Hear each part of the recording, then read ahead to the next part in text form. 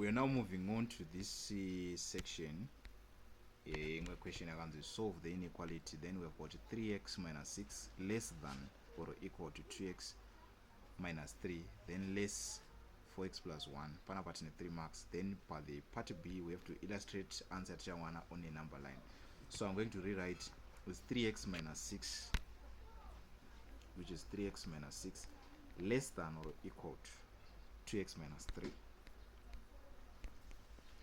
Then tabva ipapo tochizoti panapa takanzi less than 4x plus 1.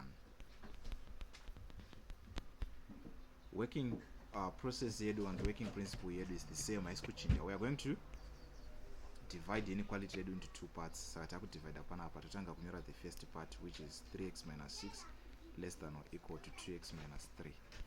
Uchienda out to the other part rasara divide achitangira panapa, which is now 2x minus 3 less 4x plus 1. Takushita the working principle yedu values are x to one side, values are the constant to the other side. So panoita the working inequalities, avoid kuda kuzodivide nema negative values anenge achibva kuna x. Saka values ako x try kuti paunongoma isa to the one side anongosara ari positive kuitira pa the change of the sign usazoita the confusion. So values are x kuti angorambe achiwekeka zviri easy tinongomaisa ku one side kuti anongotibudira ari positive.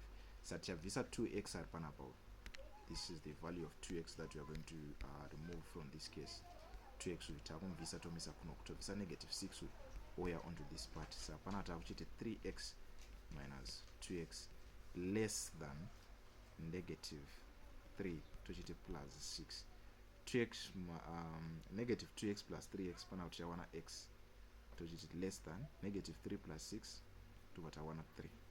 Saka twakubudisa the first one, which is x less than 3. Toya to the other section kunoko again iri panapa. So unogona ako kuda kuweka ne two parts. So I'm going to work out in two parts. So my values are x netanga ndamaisa to the left side ndakuya ndochiti 2x panapa minus 4x less than 1 plus 3 negative 3 uyakaya kunoko anoita plus. So panapa pandichabva ndawana negative 2x plus 2x minus 4x ndokwana negative 2x, which is less than 4. Saka ndakadivide na negative 2 kunoko. The moment I to divide na negative 2, kana anga ari less than andochinja achita greater than, kana anga ari greater than andochinja achita less than. Saka panapa ndakutowana x greater than negative 2. Ndo answer yangu inenge iri panapa ishi.